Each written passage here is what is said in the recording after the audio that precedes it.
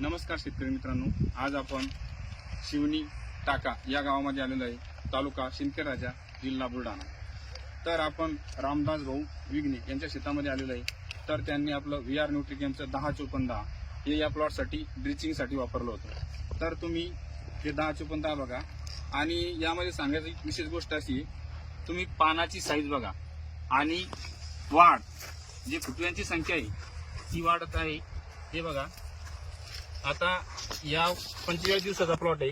या प्लॉटमध्ये फुटवे चालू झालेले आहेत आणि पानाची साईज बघा एकदम बेस्ट आहे आणि कलर बघा एकदम हिरवागार आहे. तरी सांगायचं एवढं की 10-54-10 याची एकदम एक्सलंट रिझल्ट आहे. एकदा शेतकऱ्यांनी आवश्यक वापरून बघा, रिझल्ट 100% मिळाला. धन्यवाद.